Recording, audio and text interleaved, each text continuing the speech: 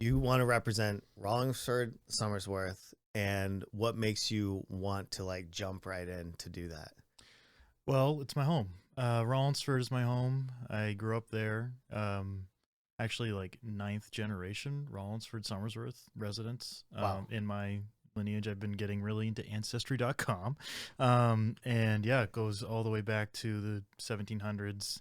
And I I feel like I am a product of those two towns. I grew up, like I said, in Rollinsford, went to the grade school, went to Somersworth Middle School, Somersworth High School, graduated back in 2011.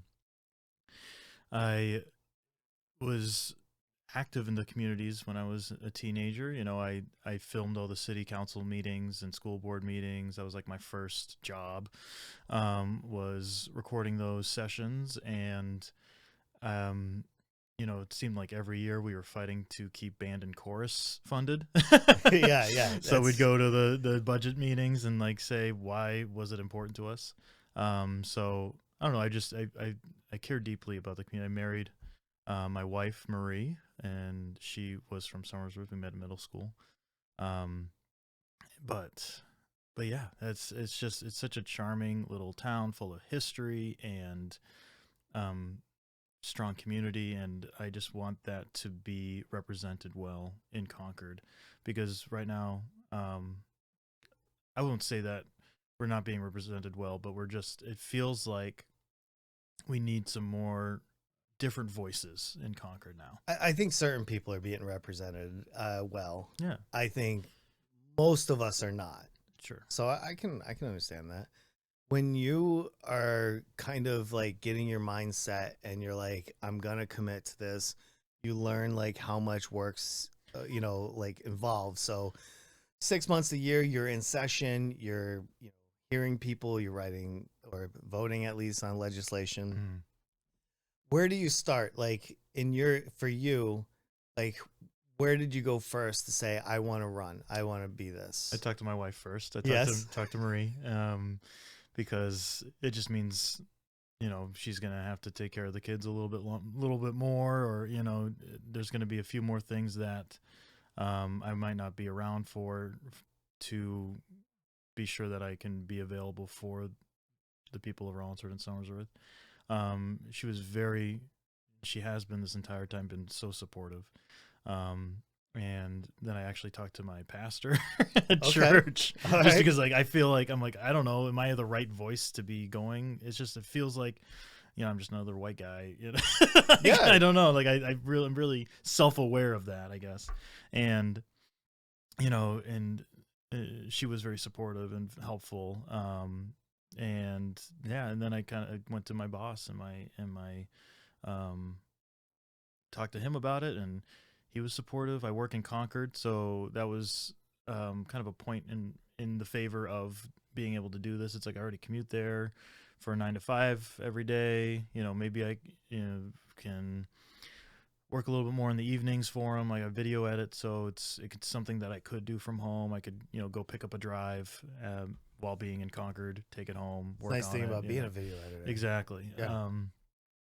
I do manage a small team of editors as well, and they're all really great. So I feel like with all that support, I felt comfortable kind of making my announcement and taking those first steps, making a Facebook page, making an Instagram page, going to meetings, reaching out to the current state reps and trying to meet with them and all that. So yeah, I think that's great because when you have like your base of your loved ones and the people that are integral to who you are, right, in the community, I think it's great when you have that support because then you can go to the next level and say, here I am. mm-hmm. And I do want to point this out because you do make a good point. We're in New Hampshire and like 94% of people are white here. It's just the way it is. Like Yeah. I firmly believe in diversity.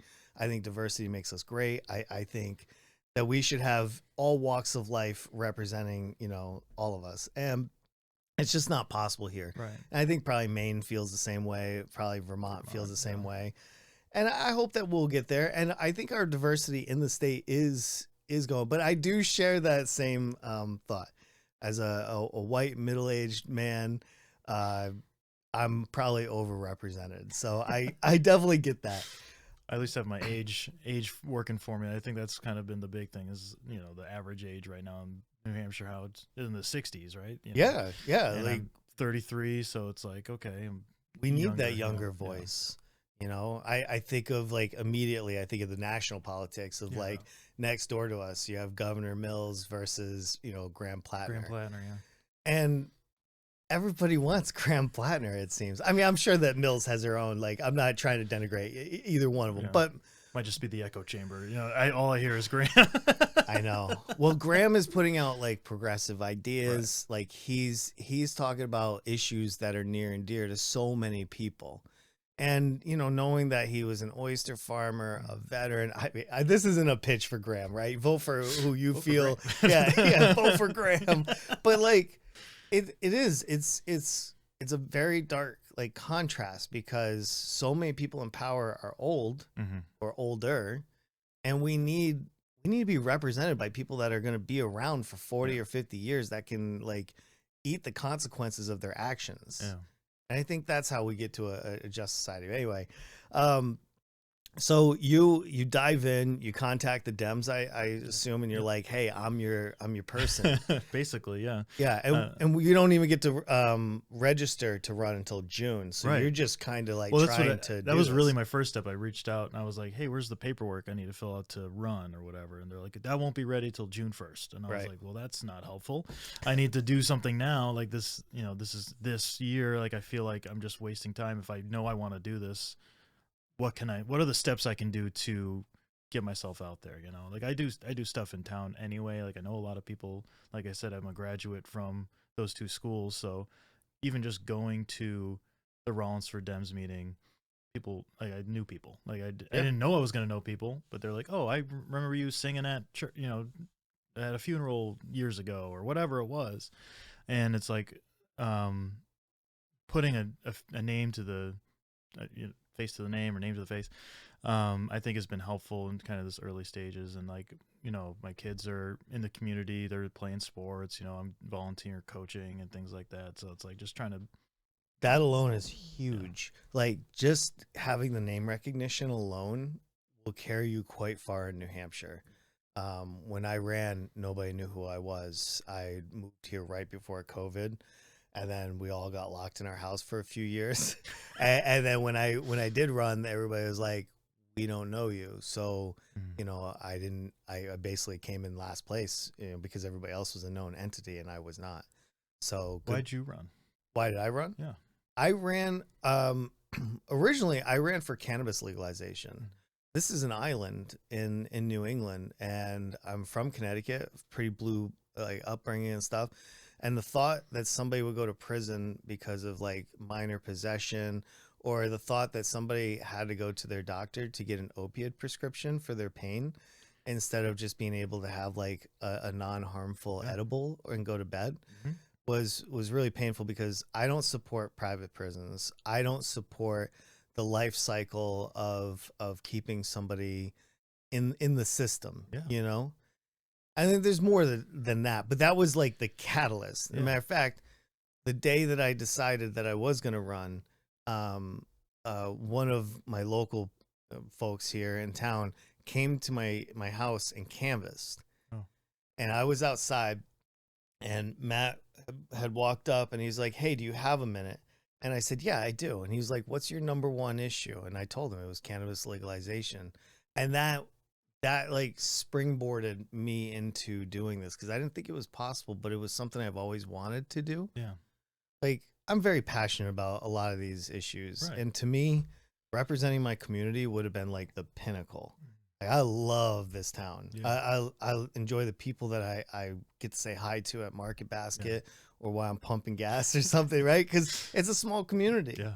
And I care deeply about it. Even though I've only been here for 8 years, I retired from the military, and I want a place that I can put anchors down, that I Yeah. can raise my family, that I can become a grandparent in. Yeah. And I feel like I found that town. No better place than Barrington, you know? Right. This is a great town. And you could probably take the map of New Hampshire, put it on the wall, and throw a dart, and you're going to be in good hands, Yeah. unless it's Claremont. Like, that's the only place that you're probably not good. Yeah, right.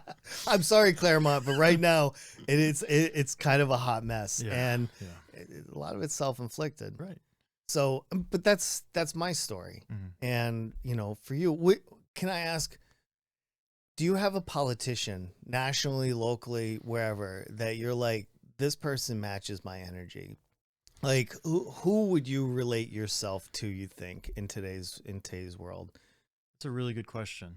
I don't know if I necessarily match the energy, but I don't know if you've heard of Emmett Soldati. Yeah, Emmett's great. He ran for executive council yeah. in 24. Yep.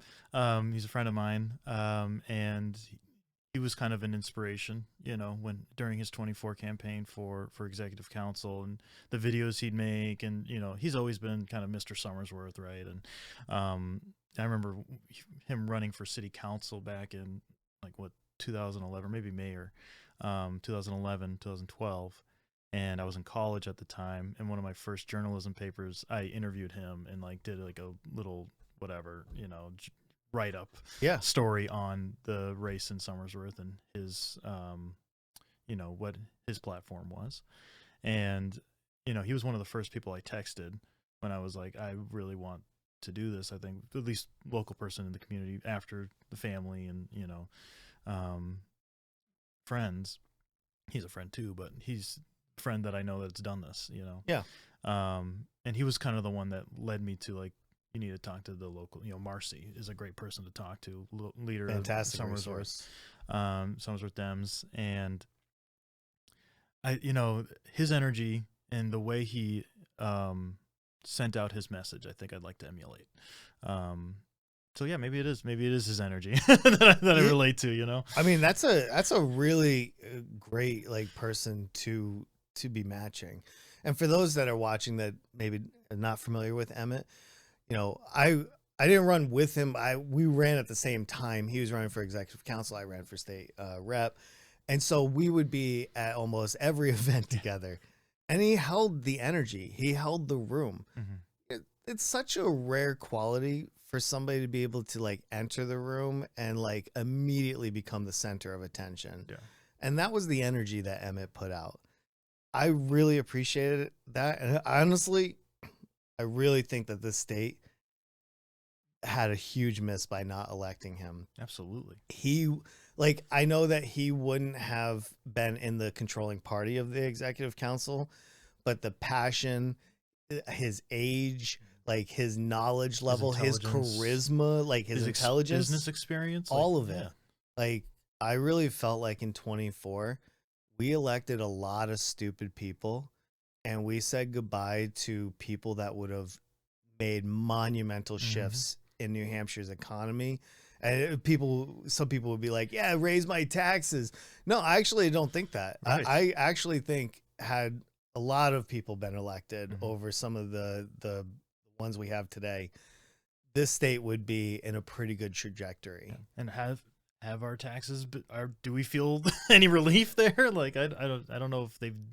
Yeah, I don't take any pride in having high taxes. I don't want to pay more than my neighbor just because we have political differences. Exactly. I mean, everybody's in the same boat. Yeah. So, you know, but that's good to hear. Emmett is definitely a model to follow, you know? And I think if he would have ran in today's race, this year, I think it would be an easy pickup. Yeah. Because I think the sentiment on the national level and the state level has shifted dramatically. It does, you know, luckily kind of feels that way for sure. Going to these meetings, before going to the meetings and before I kind of, you know, stepped into more of a limelight position, I was feeling pretty apathetic about our country's situation. You know, I was feeling a lack of agency. I felt like my voice certainly wasn't being heard. Neither was my family or friends. And since going to these meetings and meeting with other people that are sympathetic to the same ideals as me, it is increased my drive and motivation to do what I'm doing. It makes me feel like I'm on the right path. I agree, and I think having that reassurance is super important. Like, I can read the headlines and doom scroll every single day, but when you start going out and you start knocking on people's doors and you start having these conversations and people stop you and like, thank you for running, thank you for doing what you're doing, or hey, when you go and you win, can you check on like these subjects for me and maybe, you know, do this for us. That's kind of rewarding because you're impacting people's lives positively. So, you know, that was another factor. I go up to Concord all the time to do testifying on bills that I'm against, if I'm able to. Like, sometimes I'm not able to, but like I definitely try to make that effort. So, I mean, even if I didn't win, I'm still going to participate. But seeing people like yourself coming up and wanting a shot at this, we talked about this before the podcast a little bit, but and I'm sorry for taking so much of the mic time, but like, I had shot videos and photographs. I had gone to every single event. If they asked me like, Adam, do you want to speak? The answer was yes, because I needed everybody to know who I was. Right. And it still wasn't enough. And so having that path of being able to give people the conversation, connect people with as many people in the community, like that's what this is, this podcast, right? But going out to those events and talking and being on the mic, that's gonna be so crucial to you. Do you have like events in the Somersworth and Rollinsford area that like are must, like you have to go to? Well, farmers markets at Wentworth greenhouses are winding down, but that's a place where I'd like to go check out. I live like right next door. Oh, that's perfect. And I, know the owners, their family, extended family. So that'd be a place that I'd want to look at, even if there isn't a farmer's market. Just trying to be there and show my face and see if there's any way I can talk to the locals there. There's when I think of events, I think of a lot of the fall things. Unfortunately, I'm thinking of like the pumpkin festival and the apple harvest day, and it's just like those are in October, Yeah. There's got to be some stuff before then, but yeah, I'm open-eyed to more ideas. Have you linked up with other people that are interested in running? I mean, obviously nobody's fully committed yet, but like that was a big thing for me, is finding like my running mates, I assume, and kind of like lean in on them. Do you have that? A little bit. So we're working on, in the Stratford County, kind of coming up with like a monthly meeting of candidates, which would be a great resource to meet other people. I've met Ty Warren, I think is his last name, from Rochester. Oh, okay, yeah. I just met him at the Governor Bashir event. Yes, so. Yeah, he seems like a really awesome dude, and we were both reached out to by 603 Forward, which is like a really cool nonprofit that's trying to get more young people into office. So we went to a little meeting for that, and he was at another meeting with me for new candidates. So that's been really cool. And then I'm going to be meeting with Billy Butler on Thursday. I believe she's going to be running again in the same district as me, which so it'll be great to kind of hear her perspective. And I have met her once before at the Rollinsford Dems meeting. She was there with Heath Howard, and I got to meet him. And yeah, I mean, otherwise that's pretty much it. I'm really looking forward to those candidate meetings that they're trying to put together, and kind of meeting some more people.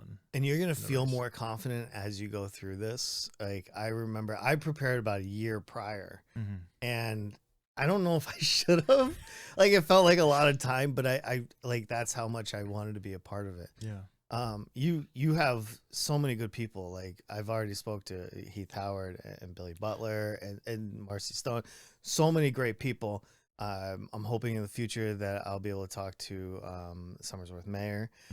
Matt, I've been in contact with him. Like, Somersworth and Rollinsford has some really great people. Yeah. And it's like, well, Rollinsford a little bit more rural, where Somersworth is more of a town. Yeah. So that's it's an like interesting district to represent, because they're very different, very similar, very community, oriented. Yeah. But very different types of people living in those two towns. Yeah, and we kind of have that same situation here because Barrington and Stratford are together, and Stratford couldn't be more red, Right. and Barrington really couldn't be more blue, Mhm. and so it's quite a thing. So you have that same situation. How I want to ask you though, as somebody that's going to run for the first time, how do you want to project yourself? Like, how do you want to mostly canvas? Do you want to try to do like video work, try mailers? Like, how are you approaching this? I think my more natural and comfortable um, way of doing things would be through video because that's just my career. Like I know how to do it, but I don't mind canvassing. I'm very curious about the effect and the cost benefit of my time doing that. Just because I know not everyone wants their people to knock on their doors in my hometown. I know that from experience. But it's, I mean, when I was in high school, I was on the football team and we would go door to door selling toppers cards. Mm-hmm. And, most people, you're a kid and you're just trying to fundraise for your football team. Like Right, they're right. nice. They're nice. You just want uniforms. Every once in a while they'd yell and get off my porch or whatever. Yeah. And, so it's like I'd like to meet people where they are. I think that's the ultimate goal, and I know that seems to be a common sentiment from the young leaders in our state. And I feel like how can I best use my time? That's if I can go to one of these, go to like a fair or a festival or a farmer's market and put myself out there to people that are already out and about, and people I might even know. And then I'm just saying, hey, by the way, I'm running, like Right. I just, spread the word, whatever it is. Whereas knocking on doors, I can feel comfortable to a point because I do know a lot of people in the community already, family and friends. And it'd be nice to catch up with them, but are they going to be home? Am I, wasting my Saturday, a bunch of no answers, so. I canvassed a lot with Heath Howard. Yeah. And we would go several days during the week, different times of the day. We'd spend our whole weekend out. It drove my family crazy.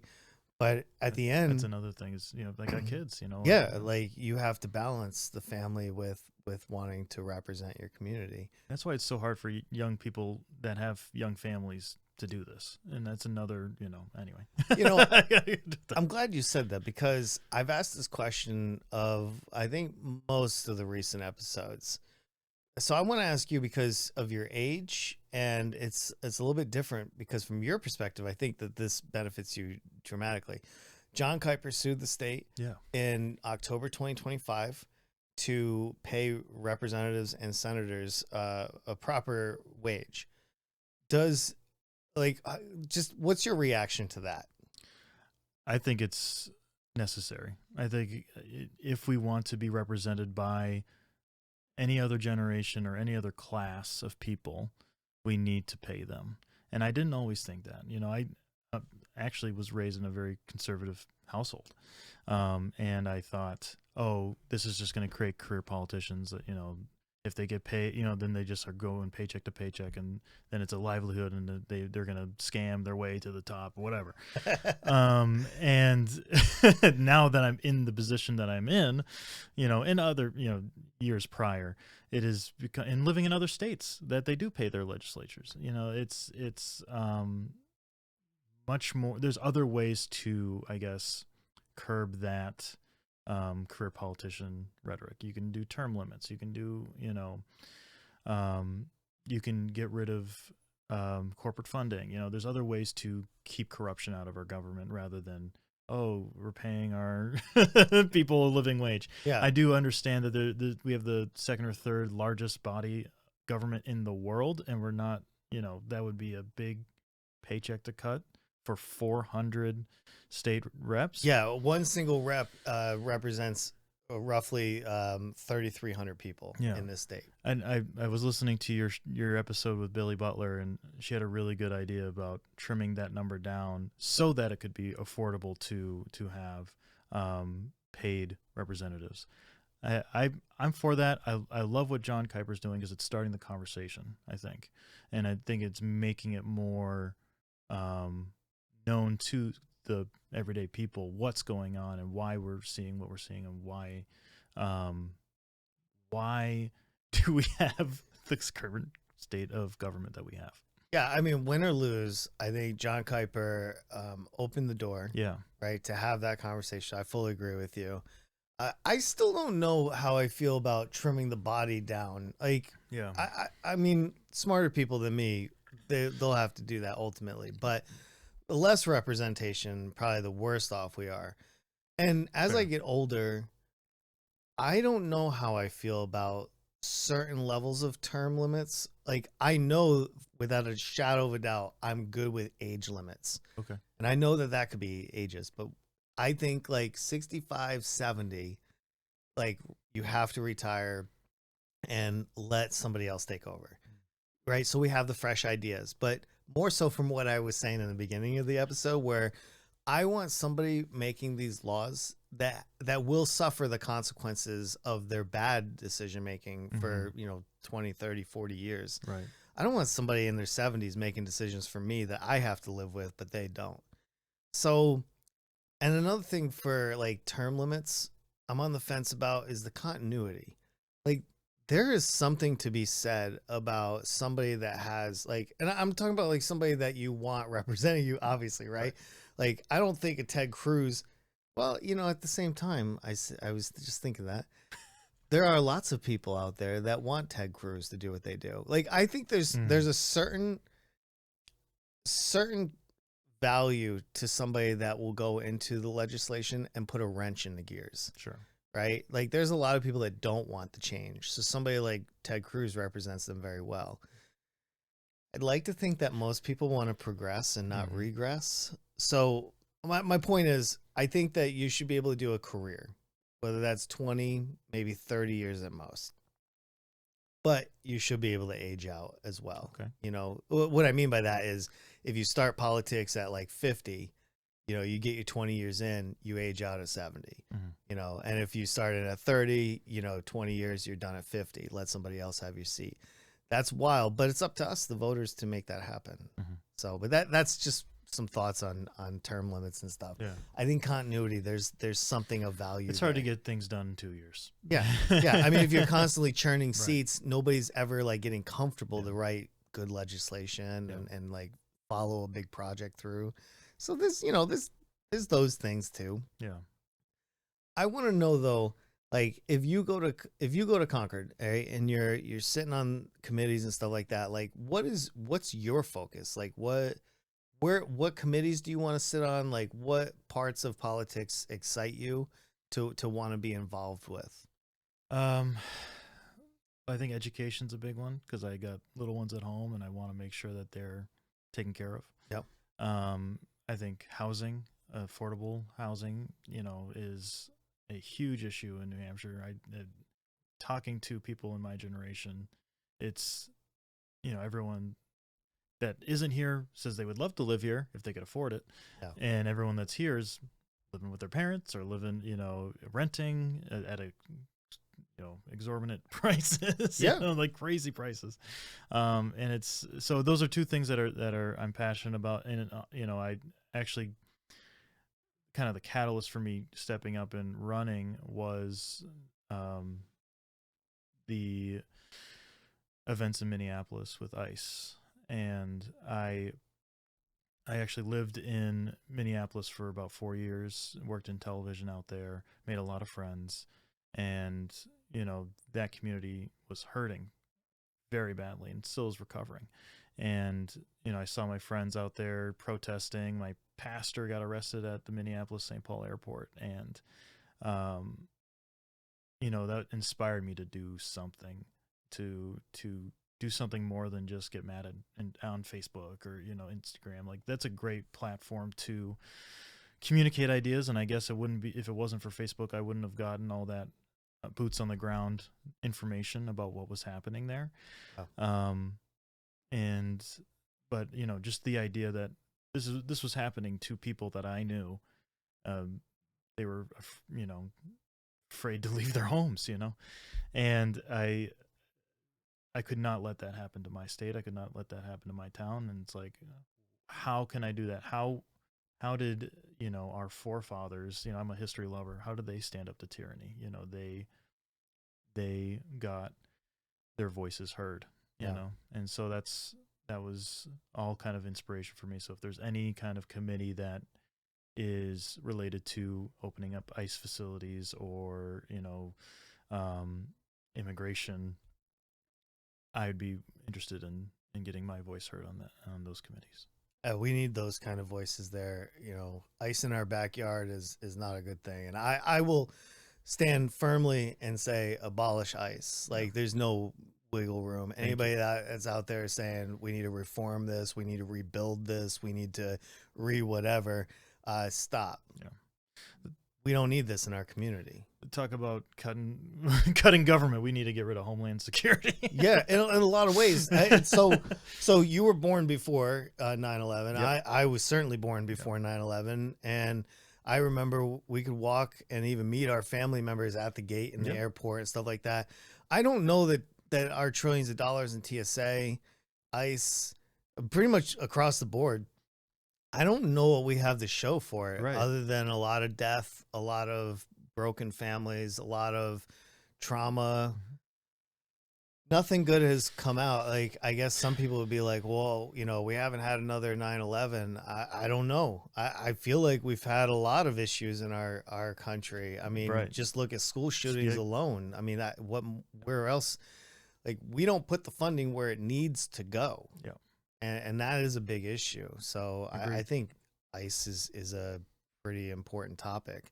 And I know it's a national topic, but they're here. Yeah. They're in Manchester. Mm-hmm.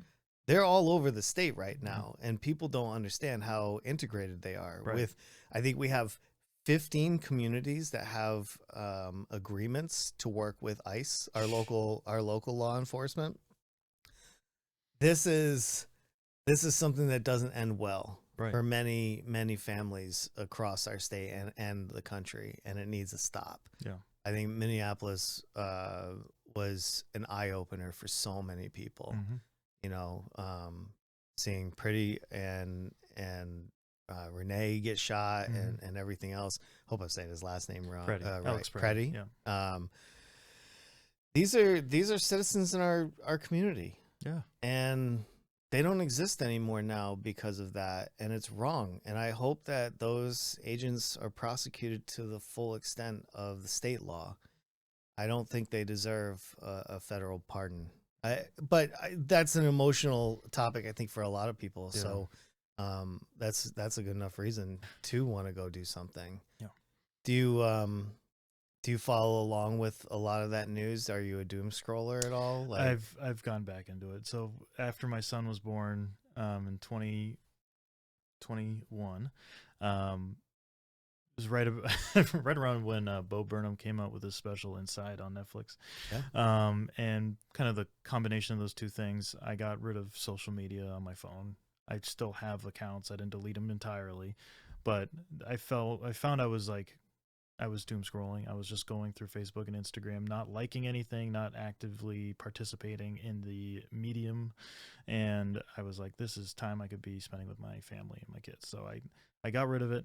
I've recently gotten back into it for the campaign, begrudgingly, and doing that too. I've gone back into reading news daily, and a lot of it has been keeping up with the national news, and there's a lot to keep up with right now with war in Iran and everything, and yeah. And then I've been actually listening to your podcast. I kind of feel like that's a great, not to pat yourself on the back, but it is a great source of local information of like what is going on in our community, who are the players that are helping it, and how can you as a listener, or you as an audience member, participate and make things better. Yeah, no, thank you. I appreciate that. This is how we get it out there. Yeah. Like this is from a lesson learned of knocking on doors and nobody answering. I couldn't have conversations that I wanted to have on the campaign trail, but I can do it here because more than likely somebody is willing at 8, 9 o'clock at night. Maybe they can't sleep, and they're looking for something local, something to chew on. Yeah. You know, this is one of many possibilities. So I'm happy to do that, and I hope that this will continue to push information out there. That's probably a big thing for you. Being a video editor, though. Yeah. Are you going to, like, do you have a YouTube channel, or are you going to do a YouTube channel? I have a personal YouTube. I don't know if, I mean, I might. I mean, I'm not going to rule anything out. I've talked about TikTok. I don't have a TikTok, but people that I know are like, oh, you should get on TikTok and, like, you know, meet up, you know, connect with these people and post videos, like that sort of content to reach that crowd. Right now, I'm just on Instagram and Facebook. That's what I'm comfortable with. That's what I'm familiar with. Yep. I'm familiar with YouTube too, but yeah, I just feel like I have time to utilize those Instagram and Facebook platforms. I'm sorry, I forgot the question. No. It's okay. When you are doing the social medias and on Facebook and Instagram, I feel like you're reaching, like, an angry part of the community, because those are the people that are engaged. But I found a perfect example. We have somebody here, Scott Shepard. He's going to be running in the 4th district. Now, he has not been on the show yet. He will be soon.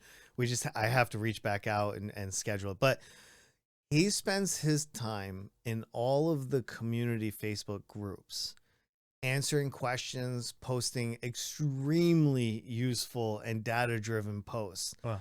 You know, like, they're very comprehensive, and people know him as somebody that is, I feel like he's kind of known as somebody that's factual, you know, somebody that kind of knows what's going on, and he shares that information with nothing. Like, he's not trying to get anything in return.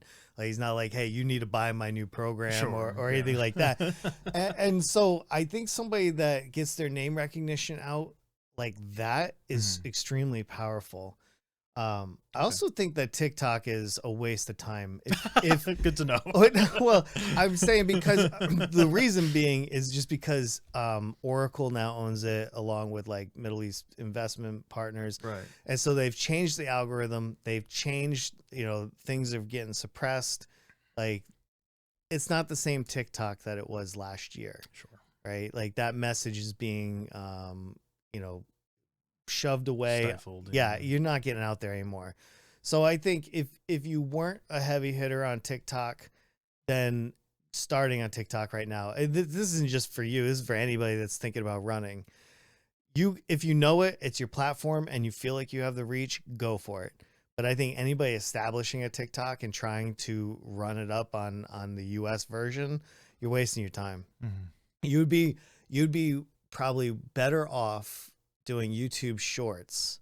Yeah. Just create a new candidate channel, create YouTube shorts, right? Create the same TikToks that you would have, put them up there. You'll have so much more reach. Sure. So, you know, that just kinda, from marketing, you know, it does feel like a similar platform. I mean, at least the YouTube shorts to TikTok seems similar. I feel like for New Hampshire, especially, YouTube, Instagram, and Facebook are like, okay, those are what we use. And I think that's because a lot of them are, like, age gated. And so, did you push any of your posts? You boost your posts, or did you do any of the Google ads or anything? I mean, those are the things I'm thinking of. I didn't do that, because you can, like, directly boost it in the towns, you know, yes, in the area code. So I thought that was a cool. I think that's a good feature. I don't know how many clicks. So, oh, sure. Yeah. So some of my running mates did use that, okay, and you know, they had more money than I did, right? You know? I mean, so they run a campaign to just use some of the content. I don't know how big of an effect that had. Okay. You know, versus something like if you could make content that's, like, genuine, right? Like authentic. Yeah. Like that's what we're trying to, like, we're having a conversation, right? And I'm not trying to like convince you to vote for me. I want you to, like, what I'm hoping, I guess, through all this is the viewer at the end of the day watches this and gets to know me a little bit more, but more so gets to know whether they'd feel comfortable filling out the bubble next to your name. Yeah. And I think having the long form conversation allows you to kind of get past the whole like polished edit, the perfect J cut, you know, whatever that is, you know, like you want the authenticity, and that's what people will vote for. Yeah. And so when you get past those 5-10 minute clips, you can kind of get real. You really dig in, yeah. You know, and that's what makes me want to do this. But I think that's also what makes somebody want to like seek out more content of somebody that they want to support. Right. You know, like people get excited for people that like match their energy. Yeah. So, Yeah. you know, it's those ideas. I love social media to a degree. I also do not have it on my phone. I have recognized early on that it's dangerous. Yeah. So smart. you know, but I want to know a little bit more about you personally. Absolutely. Like running for office, that's simple. But like when you're not doing this, what are you doing for like fun? I got my kids. We do a lot of family activities. Like I said, I coach. My kid just finished up basketball, Somersworth rec basketball, and is going to be doing t-ball coming up pretty soon. If it was just me, I'm probably either firing up a computer game or reading a book or something. What's your favorite computer game? I love pretty much anything created by Paradox Interactive. I don't know if you've heard of them, but they do like Europa Universalis and Crusader Kings. This is just my family calls them my map games. Okay, so like you're running these nation states basically or whatever, like a Civ, like a Civ. Exactly, I love Civ 6. Yeah, I love Civ. It's like I call Risk and Monopoly put together. You know, that's what I tell people. I used to when I was younger, before we had the computers. You know, I'd get invited over to people's house. Be like, it's Risk night, Saturday night.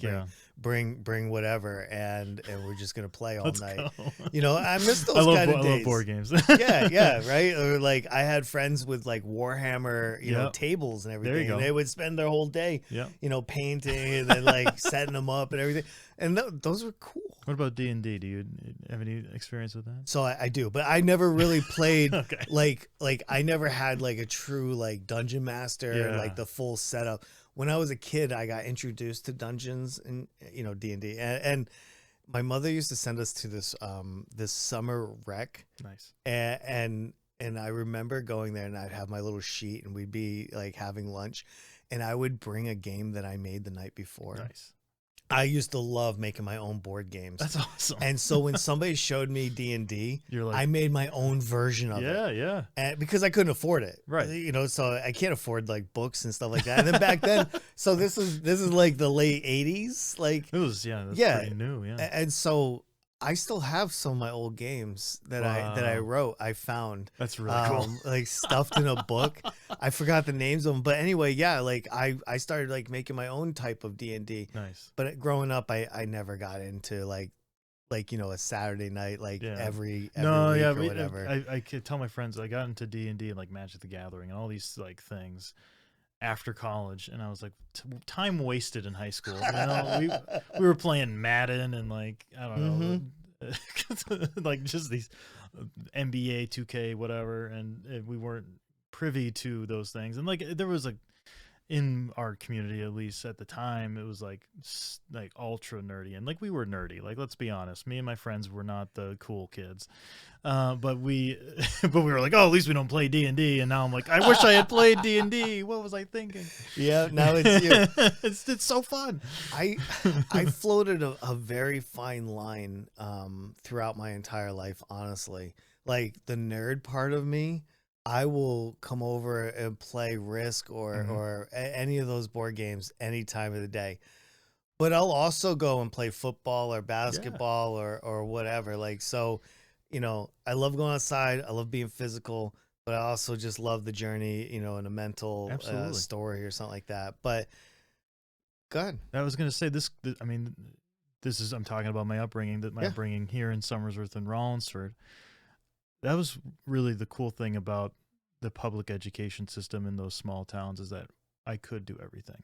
Yeah. I was on the football team. I was in band. I was in chorus. I was in drama club, because it's such a small school. They need kids to do things if they want to do anything. Yeah. So I was able to get opportunities that I might not have gotten elsewhere. And I was talking to my uncle, actually. He's I think of him as like, you think of Emmett Soldati as Mr. Somersworth. My uncle, I feel like, is Mr. Rollinsford.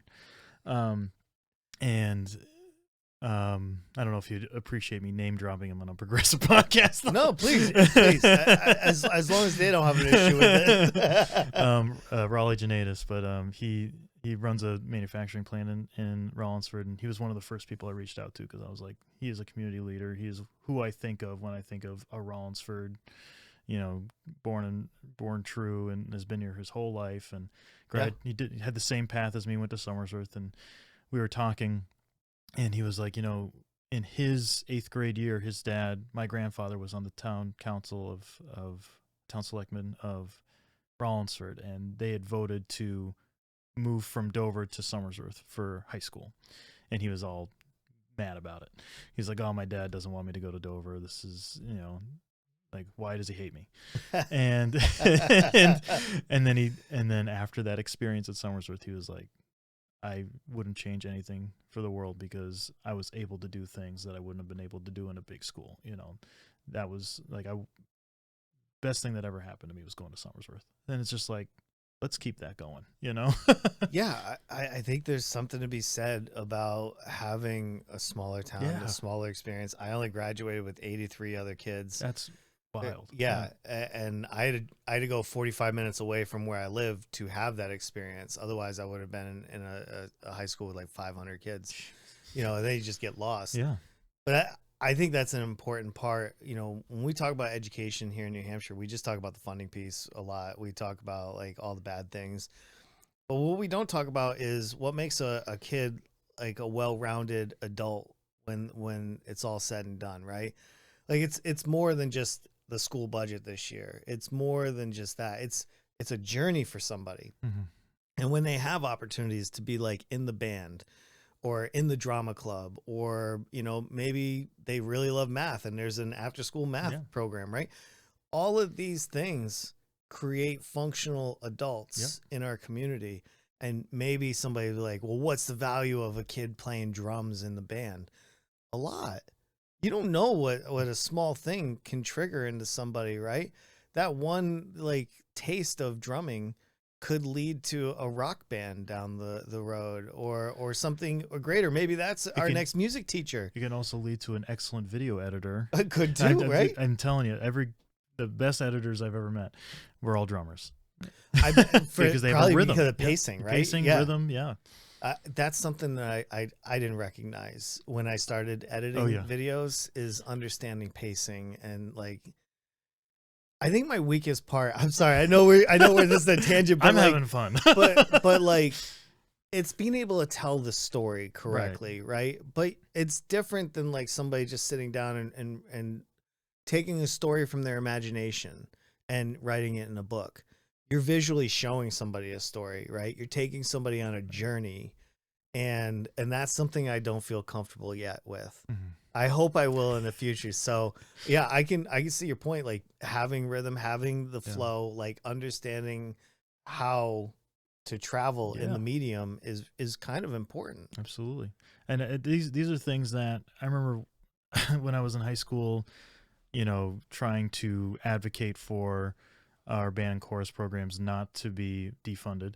I remember going and, sending my case saying, it makes you well-rounded, it's great for college applications, it's great for brain development, like all these facts. And I remember someone in the town getting up, and I'll never forget this because it was just so impressionable as a young man, getting up and being like, "Oh, you're only here for one reason, like you don't, like your teachers are telling you to come here, like that basically you're just a plug-in, like you're not, your opinion isn't valid." And I remember just being like, getting up after and being like, I'm here all the time. I record the city council meetings. I know what's happening. Like I'm here because I'm a member of this community, like just like you. And I was so, it was so wild to me that someone could have that perspective, and they were just trying to, lower their taxes and see that number go down because they didn't have any kids in the school system. That was not something they felt like they needed to pay for because it didn't apply to them in a way that he directly saw. Now, what I would say to that person today is that these people you're actively stimulating the students and children in your area so that they become better people in your society, better community members. They can take care of you in your old age. They can, feed you your meals at the retirement center, whatever it is. You're going to rely on the system. We need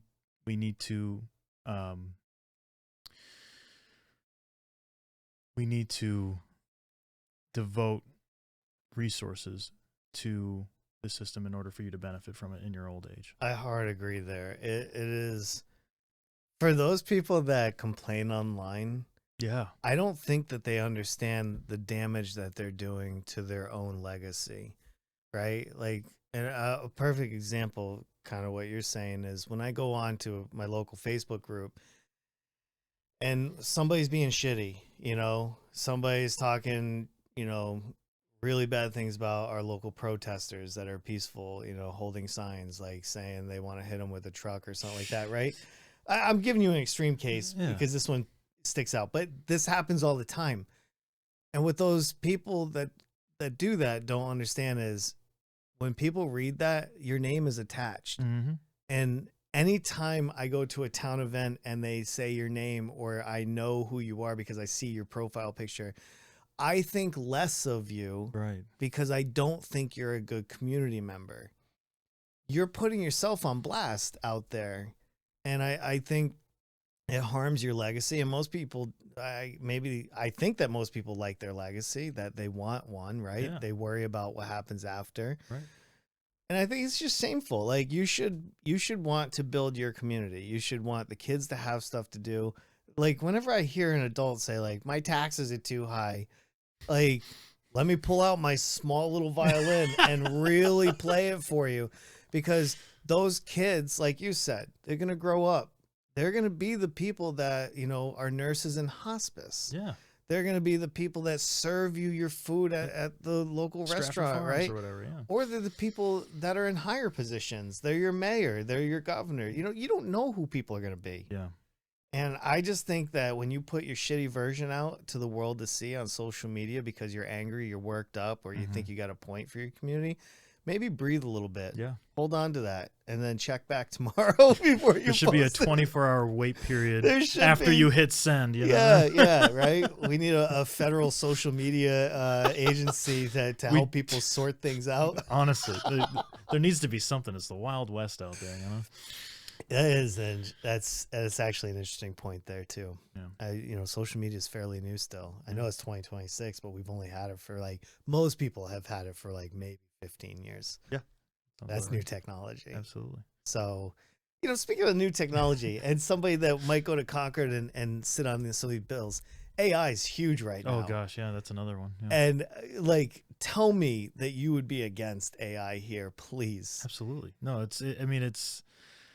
we're already seeing the effects of it in our industry. We lost 3 or 4 clients in the last month, and it's two people that are, one-man solar entrepreneurs that can package everything because half the things they're doing aided by AI. We're removing authenticity to our marketing, in our online presence. And I feel like what I'm hopeful for is that this is going to be, I keep likening it to food. Our food became ultra processed. It was the quickest, the best way to do it was processing it, mass producing it until it is killing people. Yep. And then people were like, wait a sec, this is killing people. Let's come up with organic, local, all that sort of stuff. I feel like what's going to happen, like AI, it's going to be used and the bubble will pop, and it'll be people wanting that authenticity. They're going to want humans to make it because then it's going to feel real and not feel like a program that you're locking into. Yeah. It's not gonna. I don't want it thinking for me. Right. But I also don't want Sora creating my advertising videos for me too. Yeah. Like, I think companies that offload a lot of their creativity to AI will see their bottom lines drop. Yeah. It might help for a few, in the short term. Short term, it's going to crank out stuff that's going to be great for you to get a lot of stuff out quickly. Yeah. But what is the quality going to be like after, 10, 15 years? It's not going to hold up. I think about my YouTube experience right now. I have probably dropped my YouTube usage down by like 90% in the last 5 months because I keep getting served AI slop and I don't want to see it. Yeah. I can tell the pacing. I can tell like by the wording. It's the same voice. It's the same graphics. And I think that maybe that's a good thing because it's taking me off a little bit, right? Sure. I'm spending more time on Twitch where I can see a live, real authentic person. It's not AI and stuff like that. Now, I brought up the AI also because here in New Hampshire, we are a state that doesn't have a lot of resources, right? Like most people are on wells. Yeah. Most people are already paying outrageous electricity, and to have like an AI data center be put in New Hampshire that uses like 5 million gallons of water per day and needs like a small nuclear power plant to even run would be absurd to me. Now, I don't think anybody's talking about this yet, but we didn't think that anybody would want to put an ICE detention warehouse in Merrimack either. So it's only a matter of a time and a lucrative contract. Especially with the leadership we have right now. Yeah. It's questionable. So I hope that our next batch of legislators will block those kind of developments. Yeah. Do you support anything like that? I would absolutely oppose any sort of AI facility going into our state. I feel like it will only hurt, and in short term and long term. Like I can't even imagine it being helpful in a short term situation, because it's going to eat up all those resources and immediately affect you. In your house. Yeah, no, that's going to be like a square punch in the face, and they're going to go up to probably the most like questionable communities that think that they need the jobs, the money, and they don't understand like this giant like building is going to maybe hire 100 people. Right. Like it's just going to be an eyesore and an absolute utility hog. So no, it's good to know because as a creator, like I'm against AI too. Like I want somebody's raw creativity. I don't want a computer like show me something. Like I don't know. Like when a robot does it, like it doesn't feel the same unless it's like I don't want humans having to do like repetitive motions, right? Like that's how like that's where we should be. We should be using it for automations. We should definitely not use it for creative means, right? It should be for taking away hard labor jobs so that people can have opportunities to get into the arts, get into something creative, get into research. It's not. And with that step, I think you should be thinking about, okay, what does it mean to hold a career in the States? Is it like, if we can get rid of these jobs and make it automated that are hard labor jobs, then I feel like we can start, we're not paying as much to get those things accomplished, right? That's the goal. And then you can use that money for services, right? That would be the ideal scenario. Will that happen? Probably not. Not in today's world, unfortunately. It's crazy how quickly it's just like, wow, look at this AI edit my video. I every time I see like one of the cat dancing, God, it drives me crazy. It's just like, what are we doing? I don't watch a lot of TV. I don't watch movies. I don't have any streaming packages. I don't have any cable. That's very unique. I don't have any of that. I cut the cord in 2008. And so I only watch YouTube or Twitch and maybe like some videos that I find. But like for the most part, I've taken that out of it because I wasn't really enjoying the blandness of it. Like I don't need another story, I guess. So my favorite kind of content is documentary kind of content. Like I want somebody to walk me through a story. I want you to tell me about a situation, but I don't want like a fantasy. Okay. I want to know, like, I want something real that I can chew on, that I can feel. I don't know if that's an age thing or what. So like AI just gives you like, I know, right. My brain has changed a lot since I've gotten older, but like I think the arts are so important. Absolutely. And I think that's what makes us human. Yeah. Right. Like I want to get excited about an idea that you had, you know, or vice versa, whatever. Like I just don't get excited about AI. You know, show me some crazy video that shouldn't exist in the first place. Right. Or even worse, rock, you know, undressing kids and people without their consent. Yeah.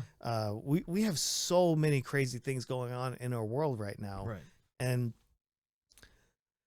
it's a double-edged sword because, you know, you want technology to innovate and you don't know where something's going to go. But at the same time, everybody's getting hurt by this technology, whether they know it or not, right? Whether it's being addicted to a timeline or something else.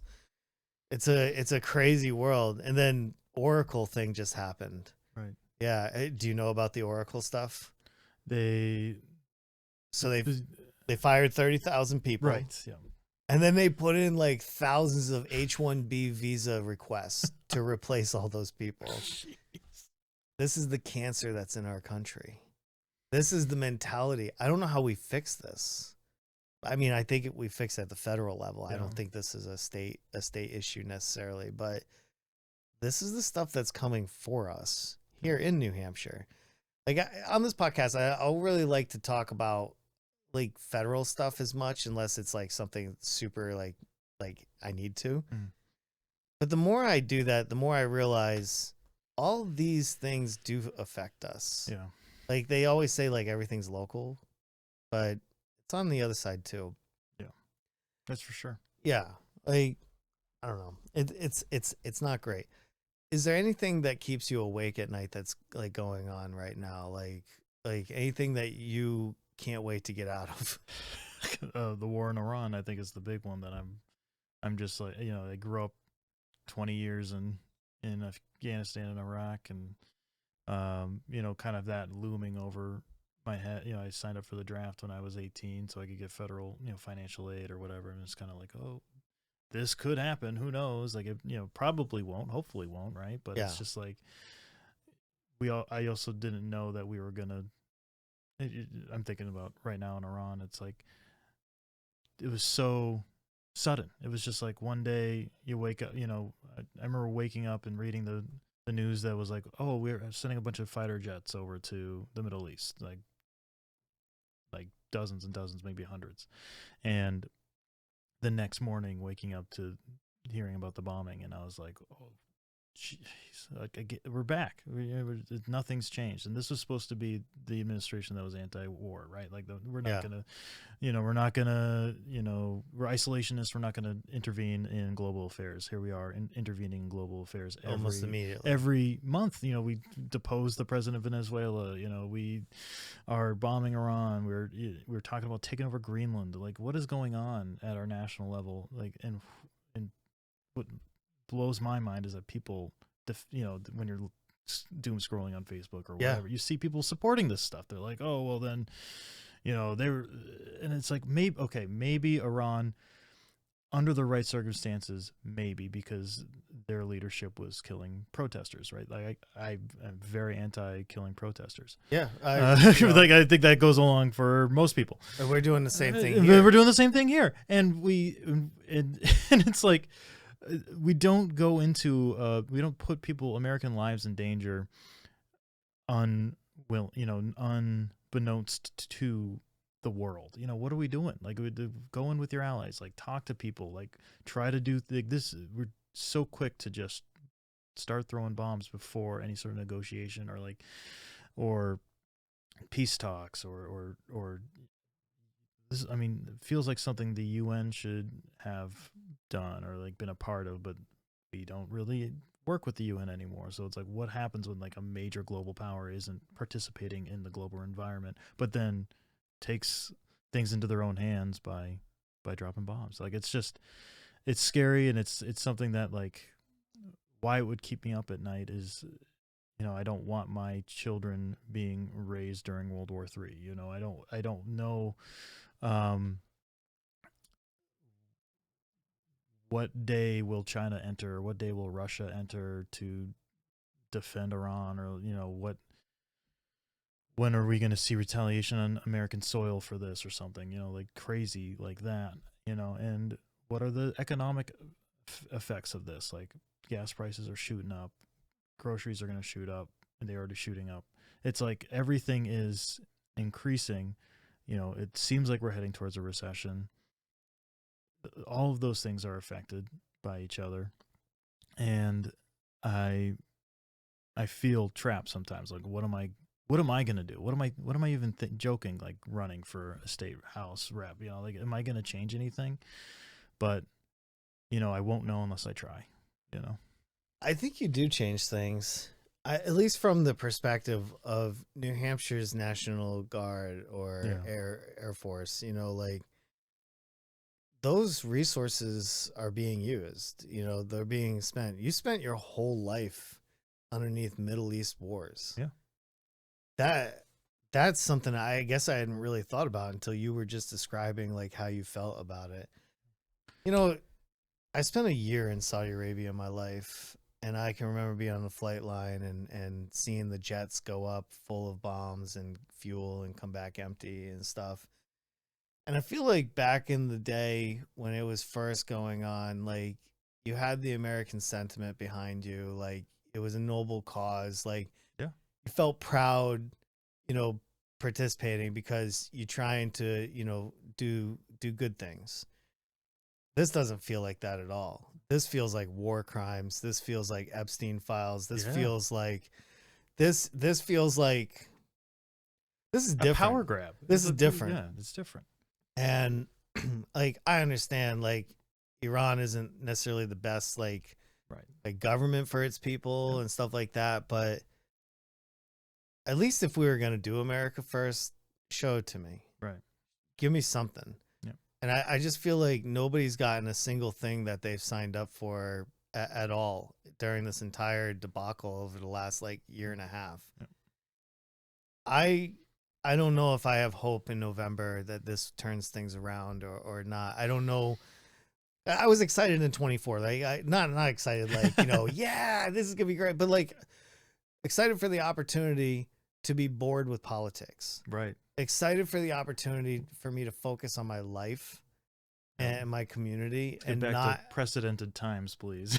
I'm sick of the unprecedented time. Yeah, I don't want my kids going to fight in Iran. Like I have 5 kids.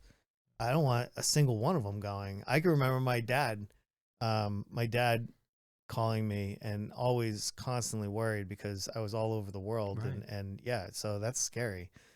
And when did you join? 1996. Okay. And so when 9/11 happened, I was in E5 for like 3 months. Wow.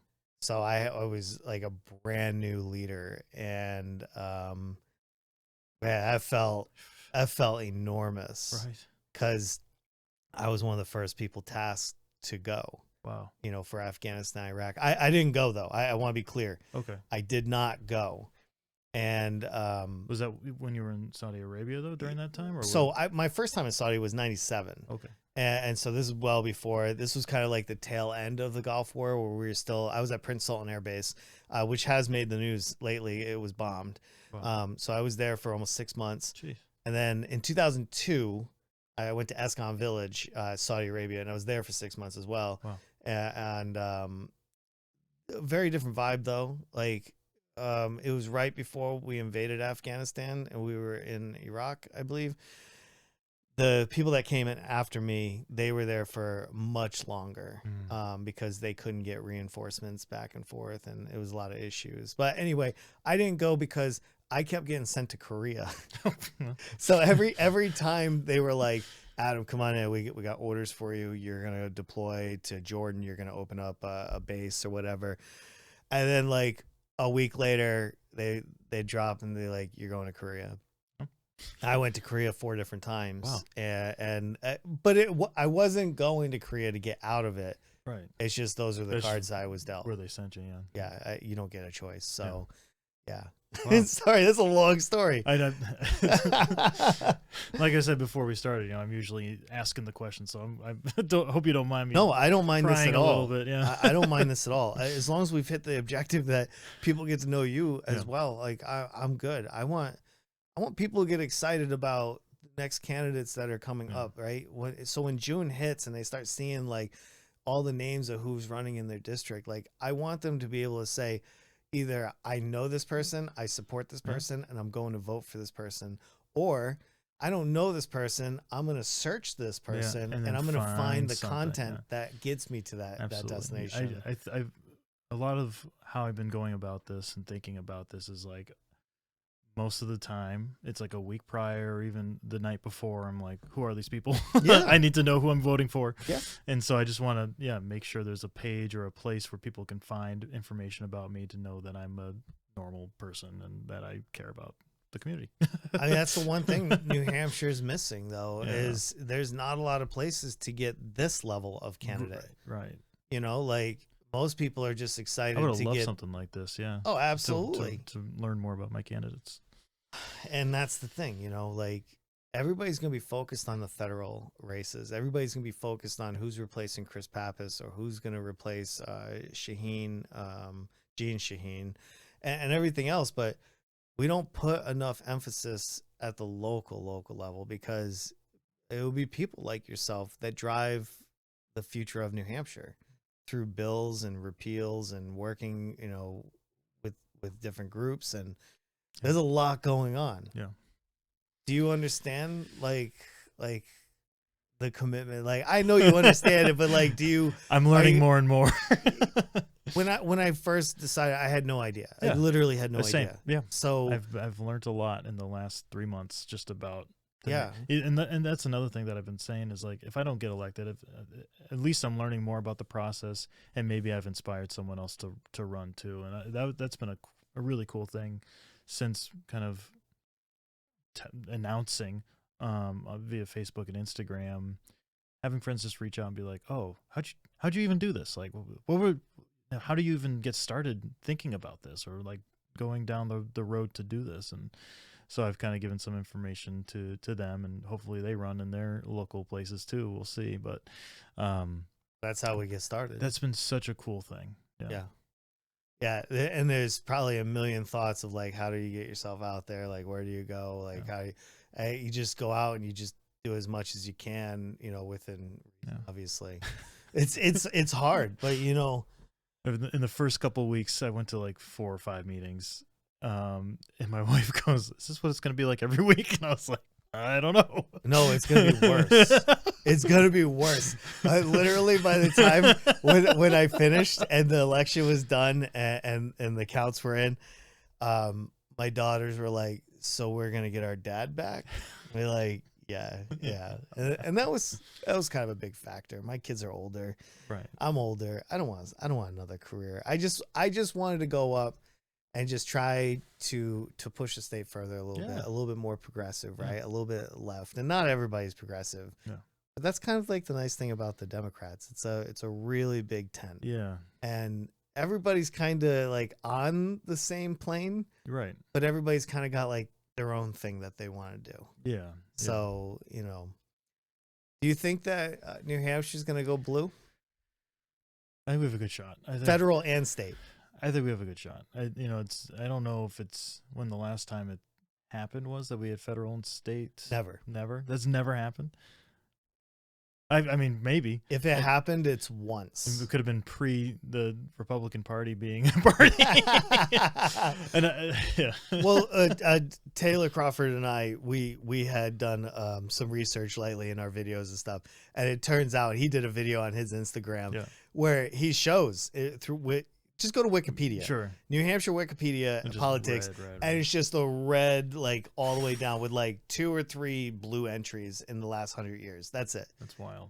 So like even if the Democrats and they have the audacity to say that we're going to raise taxes.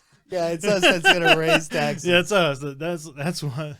It is. It's a lot of hubris. Like just to be able to say those things. Like it's the Democrats raising your property taxes. And that's because of the national. I feel like it's the national rhetoric is. Oh, 100%. But it's also because New Hampshire doesn't have anywhere where people can go and hear these things. Yes. Yeah. Right. Because all our local TV is owned by like Sinclair. Yeah. Which is owned by a MAGA person. And then like, we don't even have a fair shot at information in this state. It's insane, yeah.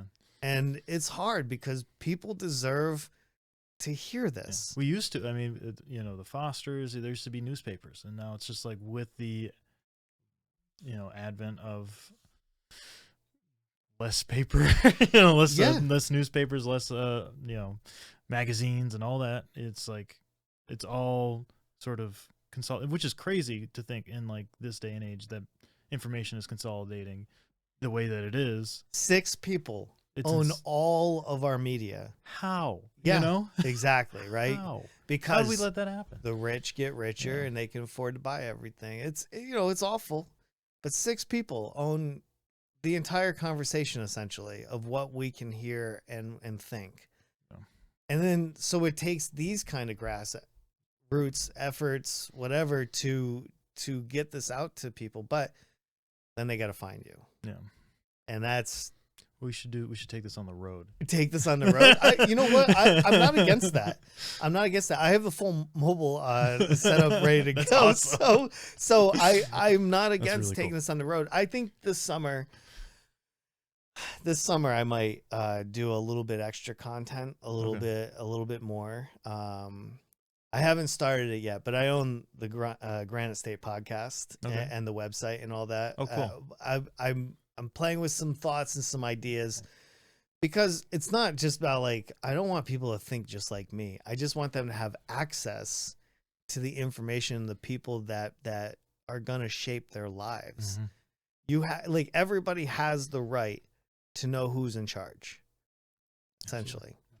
And I think this takes that to the next level. So yeah, your family, are they gonna go to all the events with you and stuff? Because like mine was like, you can do this, but we don't want to be part of it. Really? Marie came with me to a No Kings rally. I mean, she loves protests, so I feel like she'll tag along. I don't know what we'll bring the kids to because I'm kind of like I don't know. That's been a tough kind of thing I've been grappling with. Is like, do I show their faces on my social media? And it's like, I don't really want them to get that sort of, window to get anybody, because I'm already kind of don't like to post them anyway on social media. That's a huge decision. Yeah. I don't do it. Yeah. I've made a decision a long time ago, unless like I ask them like individually, do you mind if I include this? Yeah. I don't do it. That's awesome. I keep them completely separate. Not everyone thinks like that. That's, they just post them like crazy, and I just don't get it. I just try to be a little bit more thoughtful with people and how that it affects them. I think once you do that, it changes a lot of the decision making that you do. Yeah.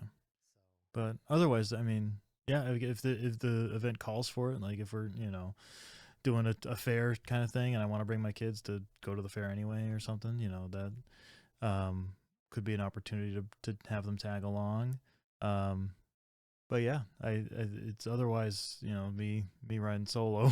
No, and that's okay. I think that this is a journey that can be done solo. I mean, if you go for higher office, maybe you have to have like the family picture, be like, I'm the family man. Yeah. Look at me. I'm straight. I have a family, like that's what a lot of it is. That's what a lot of, Hey, look at me. I'm straight. Yeah. I honestly think that's what a lot of people do. But like at the end of the day, it's all about that perception. Yeah. Right. Yeah. Like, what do you put out there? Right. And I think a lot of people go into the politics and they need to build that perfect family, right? Mm-hmm. That perfect, like right down the middle language. Yeah. I mean, even before coming here, I was like trying to coach myself or something. I was like, oh, I gotta, but I showed up and I was like, I'm just gonna be myself, Just gonna have a conversation. That's the way that this is gonna appeal to the most people. I think like I've only ever been myself in my community. To do anything else would be disingenuous. And I think people would see right through it. It'd be like, whoa, that's not the Will I know, Yes. you know? And at the end of the day, that's important. That's what we want. We want the real thing. Yeah. And it's tough in politics because people just love presenting this one view. Mm-hmm. I can't stand like people that are like, well, bipartisanship's important. We want to work across the aisle. Be like, pause and realize that the other side does not feel that way. Right. And you're here for a purpose. Yeah. It's not, I don't care that somebody gets along with everybody. Yeah. I care that my laws are fair and just, Yes. you know, like those kind of things. And so that's why I was asking if the family gets involved, Oh yeah. you know, but because like, do they want to be on this journey? And sometimes it's a lonely journey. So, you know, I don't want my family to have to live a public life. I mean, I guess if I was like the governor or something, Right. that would be different. But I remember, and I've had to kind of rework a lot of my upbringing because for a long time it was like, don't get into politics. It's, you know, messy. You're going to put yourself out there. You're going to put your family on the block. You know, it's like, it's not what you want to do. And I think that probably comes from generations before that might have had bad experiences in the political sphere. Because, you know, like I said, I'm like 9 or 10 generation community member, you know, family. You can go back. The house I'm living in actually was a state rep. really, The guy that built the house, Andrew Rollins, or I guess he didn't build the house; his dad built the house. But he was a state rep. I'm running for the same seat that he was in. So there's like a lot of, I think, that left over in the older generations. Like I just think of my grandfather. He was a big influence on me growing up, and he was just like, it's a waste of time, basically. And I've had to kind of rework my brain around that and be like, you know, maybe it wasn't right for him, but he didn't grow up in the world that I'm living in. He grew up in a community that cared about each other. Like seriously, like it was world. so different in World War II era, Rollinsford and Somersworth. You know, there was you know, the rationing, and like he had a farm that he farmed to feed the community because all the food was being shipped overseas to feed the troops. You know, it was just like, it was a totally different time period. The FDR, the New Deal, like it's just like that was what he grew up with, and we've come so far from that time. You know, it just feels like I think it's we gotta bring it back. We gotta bring back community. You know, it's twofold. I think if I'm using my own wisdom here, sure, but like. You have two things at bay. You have the Cold War, which is still going on, right? Yep. Maybe not in the same like sentiment that it was in the 80s and the 90s, because it's changed. Now it's propaganda. And Russia for sure has entered this decades ago. Like I have zero doubt that I have TDS and Trump is a Russian asset, right? Like he literally just said that Putin has ascribed NATO to him. Like what? What? Like, all right, that's one side, right? And I don't care how somebody feels about it. Write in the comments if you think I have TDS. I don't know, but like the other part is the social media part, the dehumanizing part. right? Back in the 50s, the 60s, 40s, whatever, like anywhere, anytime before the internet, you didn't have other human beings chipping away at humanizing other humans, right? So we see the constant scroll of ICE, you know, bad things ICE is doing, right? Like it should anger you, but it also dehumanizes a certain part of the population. And that's where you get that crazy rhetoric, you know, like, good, deport them all, get them out of here. I'm calling my neighbors, you know, all that stuff. They've been dehumanized through that. And then Russia and other countries that put out the propaganda is like icing on the cake, because you dehumanize somebody and then you put on top what you want, you know? And in this case, a weaker America, no allies, isolationist, and stuff like that. And you would think that's just at the country level, but it's also at the state level and even at the local level. Right. Part of that rhetoric bleeding through, you know? Yeah. Like I try not to do the conspiracy theories. Like I know they're really fun and playful and you can kind of get lost in them, but I also think they kind of hurt a lot. Yeah. You know, ultimately, you know, I mean, some things I think deserve a conspiracy theory, but like landing on the moon doesn't. Like, okay, good. I was like, where's it going? yeah, you know, there's like, you have a little bit of fun, but not when it hurts people, right? You know, not when it sets us back as a country. Yeah, so agreed. You know, there's different factors. Is there anything in New Hampshire that you're like super passionate about right now that we can jump into? What I mean by that is like, is there a project in New Hampshire that like didn't go through or something? Like some people, for example, really like to talk about the county rest home not being built and how the Republicans are stifling, you know, a place for our elders to you know, see themselves off. Yeah. You know, I don't know if you guys have anything like that in Somersworth or Rollinsford. So. Well, at the latest Rollinsford town hall, we had a town vote, I should say. We had a big win in our schools because we had every school related item on the ballot was voted for. So we, you know, got all the money they asked for, everything. So you guys had both town, Rollinsford and Somersworth? It was just Rollinsford for the Rollinsford grade school. And then on the town side of things, there was this big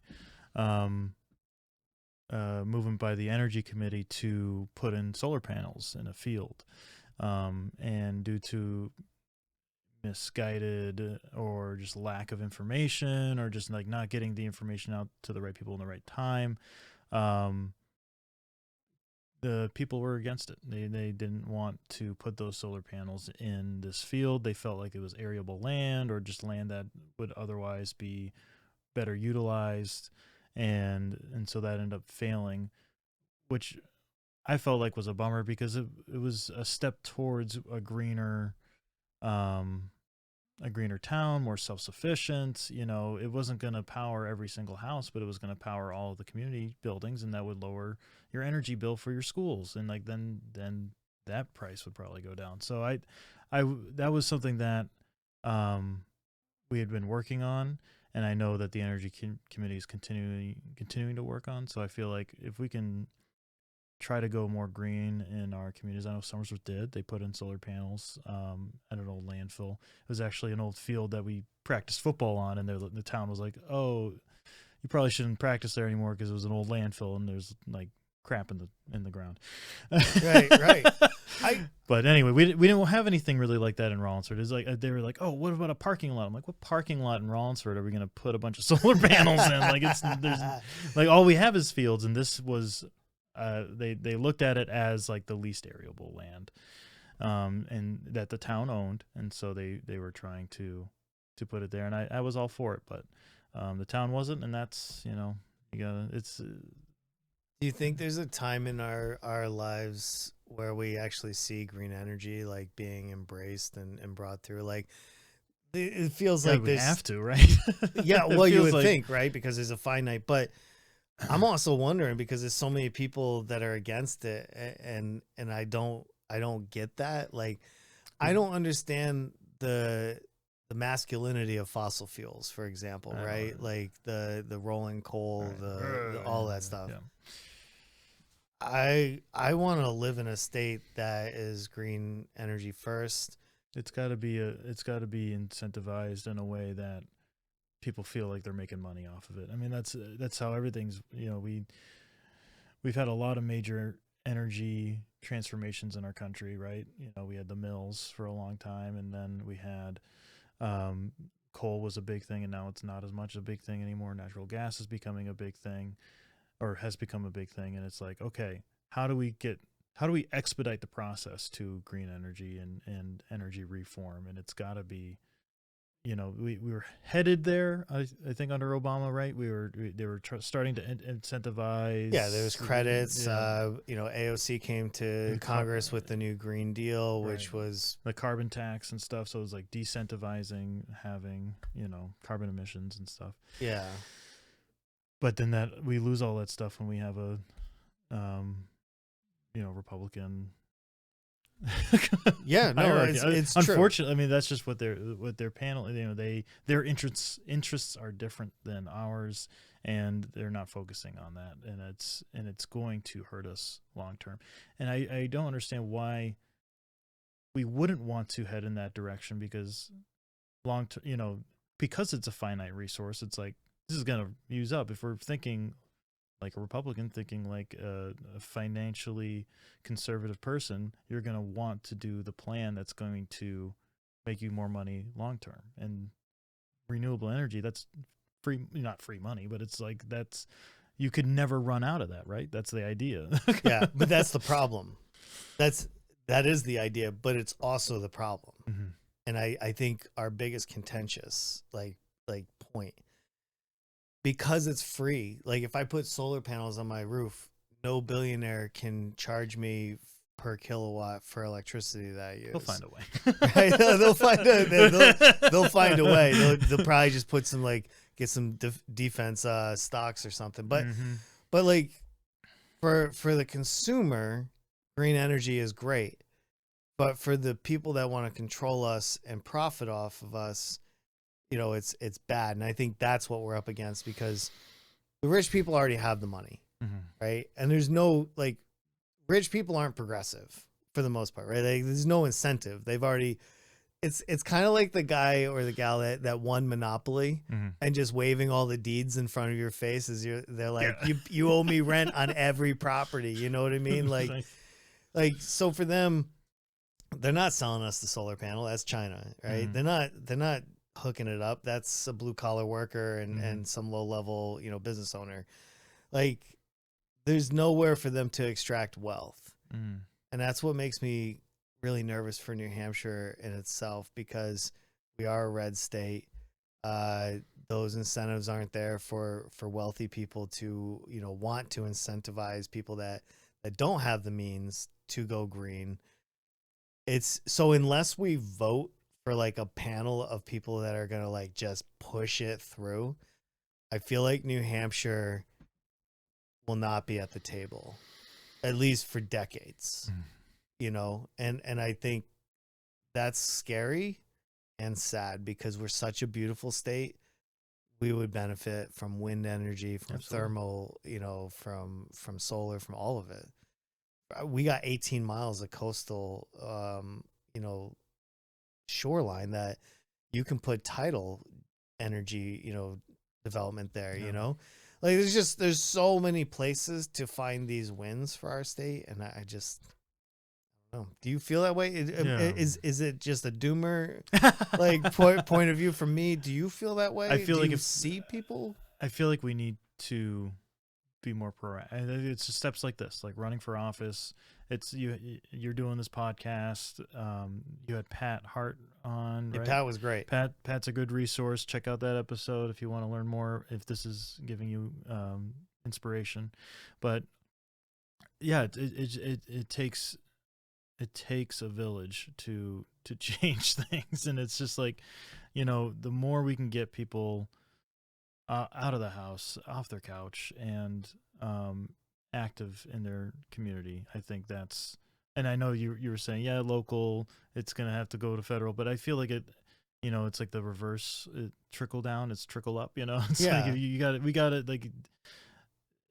It takes those movements. You think about Minneapolis, and you think about how many people were out in the streets about this ice business. If they had just stayed home and just let it happen. Oh yeah, it would have been very different. Forget about it. Yeah, exactly. The state would look totally different, because half the population would be kicked out. Yeah, it's like, and the ripple effect of that. I am a ripple effect of that movement. And I feel like, whatever motivates people to get out and advocate for their communities. I do feel like there's hope. I wasn't hopeful. 3 months ago, sure, when I saw people getting shot in our streets. And it's pretty demoralizing. It is. And I'll never, it's one of those moments in time where you're never going to forget where you were or what was happening. For me, at least, because I have those personal connections there.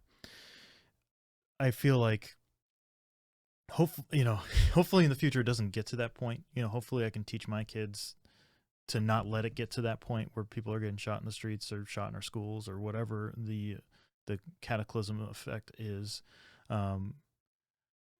and hopefully we can learn from this and continue to build up our communities together. You know, that's all I can hope for, and that's kind of my main message, I think. Well, I mean, that's what we want. You know, we want somebody that wants to go up there and do good things. Do you see yourself, like, let's say you do get elected? Is this a journey you want to be on for a while? Do you just want to do like a term or two? Like, do you like? I know that's like, hey, we can deal with that when we get there, kind of thing. But like, I'm just wondering, like, the thought process. Like, well, like, where does somebody see themselves in 5 or 10 years? Yeah. You know, I don't know. Well, I do know. I guess growing up, I was always like really into, like, you think about what do you want to be when you grow up, to a little kid, right? And yeah, I never really knew. And then I learned about what the president was, and I was like, oh, I want to be president someday. I'm not saying that I want to be president. No, I understand. But it's just like, that was how I associated politics and helping your community. It was like, oh, president. And then, growing up, learning about, state house and, whatever, any other political thing. I remember really wanting to be a part of the Somersworth School Board or City Council, but living in Rollinsford, so I never really had that opportunity to run for those positions. But this, state rep was a really cool opportunity to represent both the towns I love. But as far as like 5 or 10 years, we'll see. If it goes well, like, I could see it going two ways, right? I could see it being like a huge strain on my family and just not being reproducible. Like, I'll put my 2 years in and I'll do it well because that's who I am, but then realize, okay, I can't do this again, and put my family through something like that. It goes well, I'm able to do it. I'll do it as long as I'm able to, and I'm interested in whatever I can do. State senator. I know David Waters is an icon.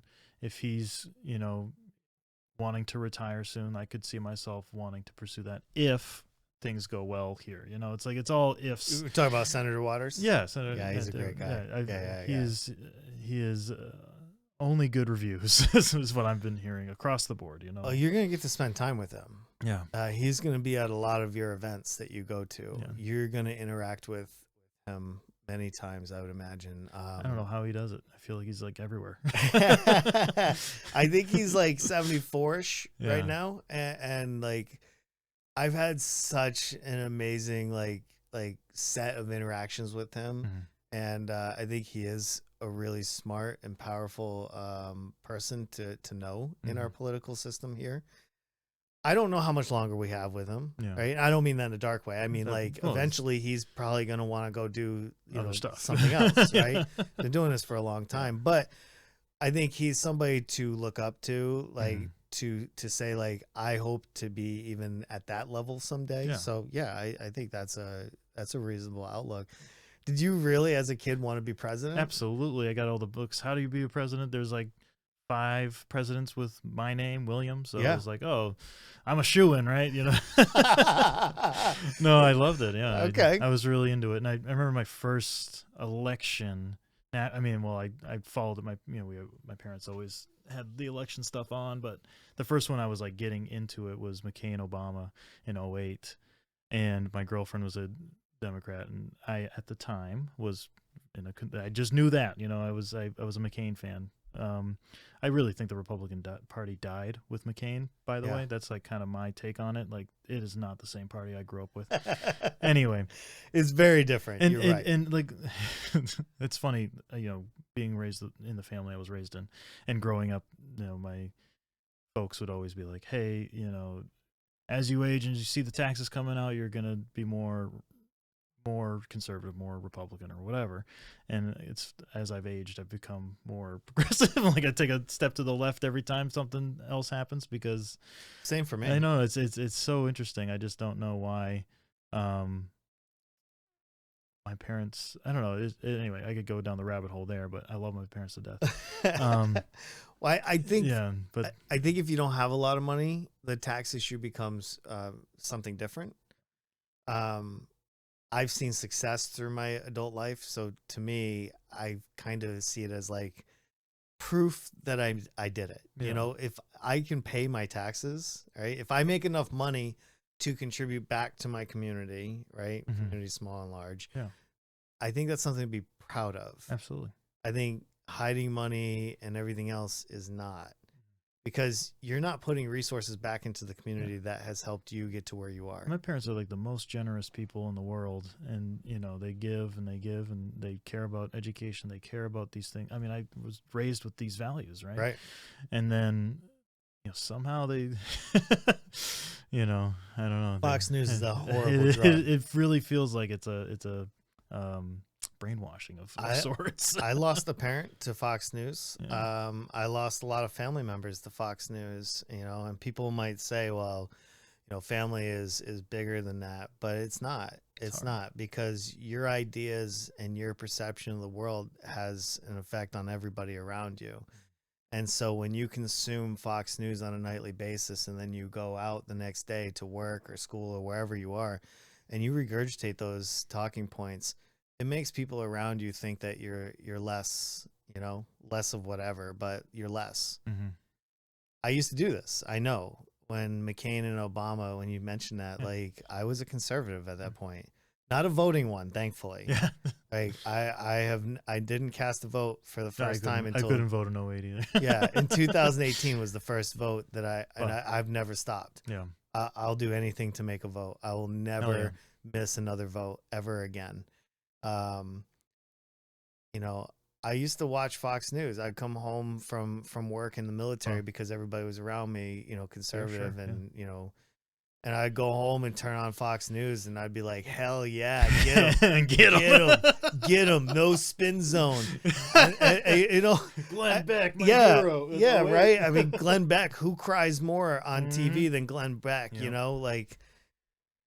then one day I turned it on, and I didn't agree with something that was said, and it was about Obama, and I don't remember exactly, but that was the moment I turned it off, and I said, I don't want to be part of that. Sure. I don't know what it took, but so I get it. Like when you lose somebody to Fox News, I'm so glad I found my way back. Right. For people that are, maybe watch this in the future and be like, you're over dramatic. Like, is that turn it off. Yeah. Turn Fox News off for like a week. Talk about over dramatic. Yeah. Right. Just turn it off for a week and see how you feel. Yeah. Like when Greg Gutfield isn't not shoving some shitty opinions into your brain, you'd be surprised at how people receive you, when you're just a normal person and not regurgitating those points. Absolutely. It's hard. It's really hard. New Hampshire is such kind of like an isolated state. We have a lot of veterans here and stuff like that. I don't know what our future looks like as a state. The makeup with people coming in from Massachusetts and everything else. I think you're a pretty welcoming person, right? I see a lot of things that the state's doing. I'm getting to the point of like how we treat out-of-staters and sandbaggers and this and that. And lately, like the toll tax on Massachusetts and like out-of-staters, right? Yeah. So we certainly have the toll tax, and I'm even thinking about the UNH decision where they can't even use college IDs. Yeah. And I get it. Some people are like, well, that's not a government sanctioned ID, and I can understand that point of view, but if you're going to take that point of view, then I hope that you're ushering people to, have a mobile ID van, go over to UNH, sit in parking lots and churn out free IDs for college students to go and vote. Any step to make voting harder is voter suppression. It's just the fact. Yeah. It's already so hard to get people out to vote. Are you kidding me? Like that has been my upbringing, is like voter turnout is just not a thing. We had it with Obama in 08 was like the first one. That was a huge deal, right? And then we had it again 2024. But it's just like this, it is, I grew up with a lot of people who, friends, family, don't vote because no one represents them or they don't believe in it or whatever. It's their right to choose not to vote or whatever it is. And it's like making any extra steps to make it harder is like, what are we doing? We should have the day off from work. We should have like these other things to make it easier for people to go out and get their voice heard, because that's what makes people represented better. If everyone, I was talking to my cousin about this Rollinsford thing, and I'm going on a tangent. Please do. the Rollinsford solar panel thing. And I posted on Facebook after and being like, hey, we won the schools, but we had a tough loss losing this solar panel initiative. He's like, oh, half the community is not going to like that. I'm like, half the community didn't go out and vote. I don't know what to tell you. Like, yeah, it lost 400 to 200 or whatever, but the town is 2,500 people. There was a huge portion of people that didn't get out to vote, whether it's because they can't, they don't want to, they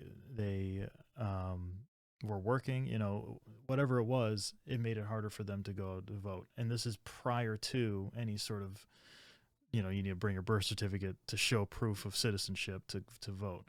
That feels like such a huge step backwards, and we're going back to like the Jim Crow days. It's just I don't know how we're not. I feel like we're not gonna be able to stop anything, but we got to get our voices heard, and we got to, we can sue the state or the country or whoever you need to sue to get this out there to let people know, hey, this is like not okay. Like, was it Kansas? Some state did end up ruling that this was a poll tax. Yeah, poll tax. So. Yeah, absolutely. So you will make voting easier. Absolutely. Any way that I can. Will you restore funding to UNH? Yes, absolutely. I feel like UNH is like the most expensive state school in the country. Yes. In-state tuition. Yeah. It is. They're hurting right now. They are, and the enrollment rate's down. Like it probably started before 2024, but when Trump was reelected, all of the foreign exchange students started leaving. Yeah. Anyone that was here from outside the country started leaving. And that's bad. I mean, that's more people that don't get to experience our country, experience our state, and those are people that could come over and be doctors or engineers and then stay in the state because they fell in love with someone from New Hampshire and get married, and these people could be pillars of our community, and we're shoving them away with policy and rhetoric, which is really hard because the state lacks revenue, and we need as many people coming here to spend money as possible. Sorry, no. I want you. I'm just getting amped up. No, by I this. want you to. Please. I mean, you were talking about cannabis, and that's a huge way we could be making more income for our state. And it doesn't have to be a tax, right? It doesn't have to be an income tax. It doesn't have to be a sales tax. But there are other ways we can bring money into this state. Maybe tax the elite, the most well off, and get some money back into our system to bring down costs of education, bring down costs of housing. I mean, there's even things we could take. We could take steps in housing. Housing is not affordable for a working class family, let alone what is left of the middle class. The middle class is decreasing every year. Having some way to reduce the amount of single family homes being bought up by Airbnbs and whatever, that's really important. And redeveloping and whatever it is. I